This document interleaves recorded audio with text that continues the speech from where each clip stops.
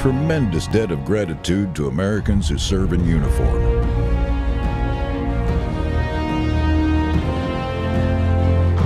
Our great nation would not be what it is today without the sacrifices made by thousands of men and women of the U.S. military.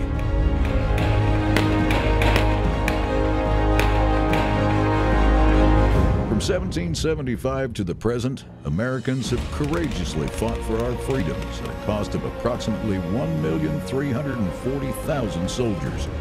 The price of freedom is never free, and no one knows that more than the U.S. military.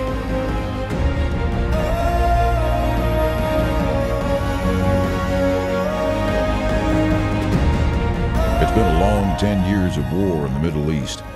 Today's military personnel have been asked to serve multiple tours in both Iraq and Afghanistan wars, and as a result, many have suffered a wide range of serious injuries.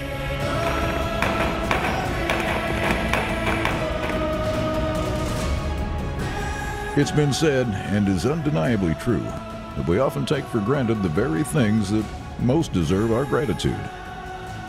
As Americans, it's important to take the time and stop to honor the wounded warriors and heroes of our U.S. military and give our thanks to the men and women who risked their lives protecting our great nation.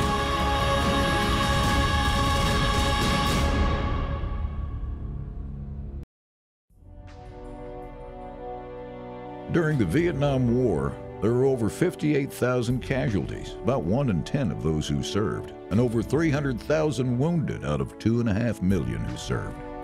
Although the percentage of casualties is similar to other wars, amputations or crippling wounds were 300% higher than in World War II. 75,000 Vietnam veterans are severely disabled, and many more from our most current wars in the Middle East. One such soldier was Darrell Wallace of the 82nd Airborne Division. Darrell spent 6 months in Afghanistan prior to his injury. While on duty in Afghanistan, he lost both legs in battle. Being pronounced nearly dead on the scene with a crushed pelvis and no legs, Darrell was miraculously revived by medics in the field. Now with prosthetics, Darrell is walking and able to enjoy his time in the field during the hunt. Sitting in a two-man blind, Darrell is hunting over a cornfield. This field has been manicured just for this hunt, with shooting lanes cut for ease of a harvest. This field is like an open buffet for the whitetail that are cruising this area. It's in the middle of the rut, and it doesn't take long for a nice shooter buck to come in.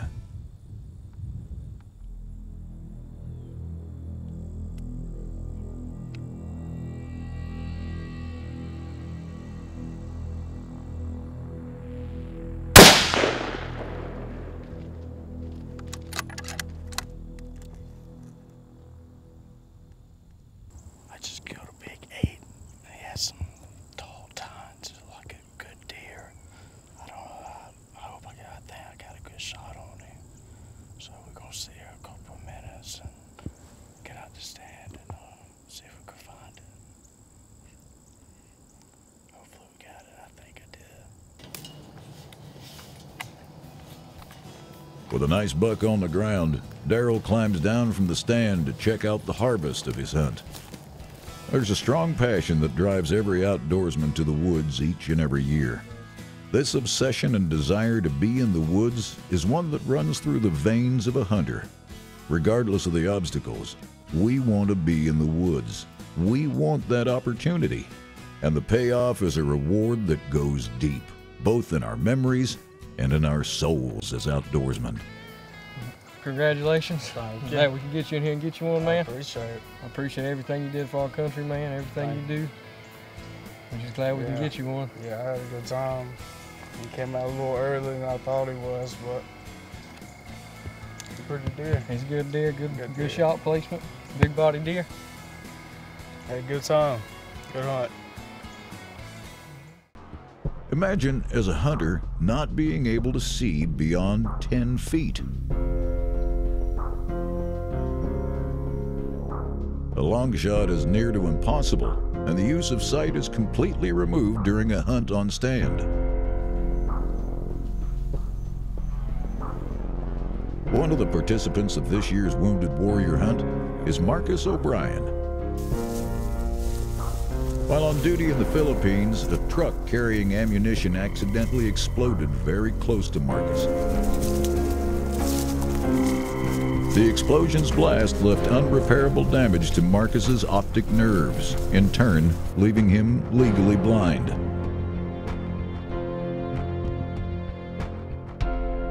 They call it an ammo truck, just one Saturday afternoon, just walking guard. And just a big blast went off and you seen a big flash and that was it.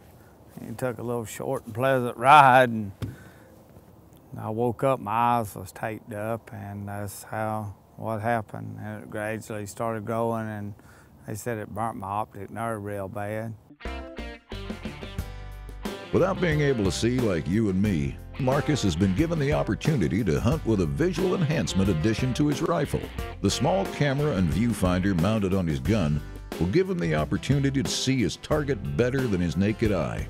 And with the help of his wife behind him, Marcus can be further directed on where to aim his gun. Keep it steady and don't slide.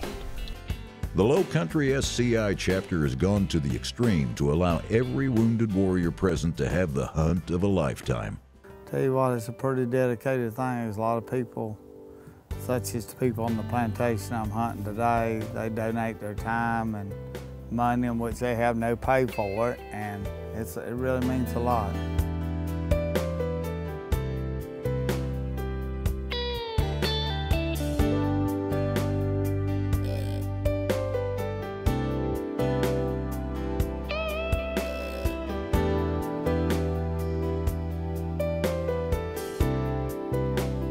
Every hunter knows that the kill or harvest of a buck or filling a big limit is icing on the cake.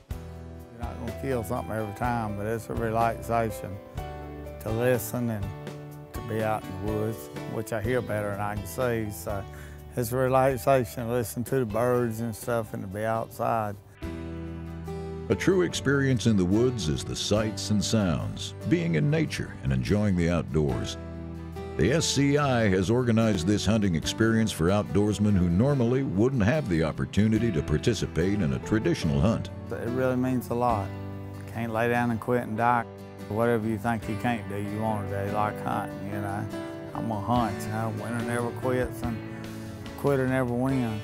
So you just got to keep striving for it. Stuff it takes a normal person 10 minutes to do, putting a piece of fitting on a piece of PVC, it takes me an hour to do, but you got to keep going. We only have Army and a couple Marines. You got Marines in there? Yeah. Oh. For these wounded warriors, being in the outdoors is confidence building, rewarding, and gives them the opportunity to do something that they might not have been able to do since their injuries.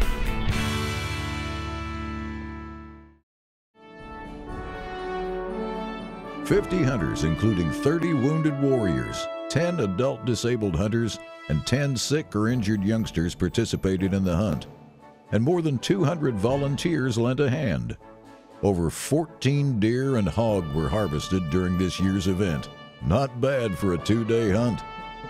For these outdoor enthusiasts and hunters, this event has given them much more than just an opportunity to spend a few days on stand. It has provided an outlet for our most deserving, our U.S. military, who have been wounded in battle while serving our great nation. Without the assistance of the Low Country SCI chapter in organizing this remarkable event, these warriors may never have had an opportunity to be in the woods. This year's event would not have been possible without the assistance of local plantations, all the volunteers, and supporting partners.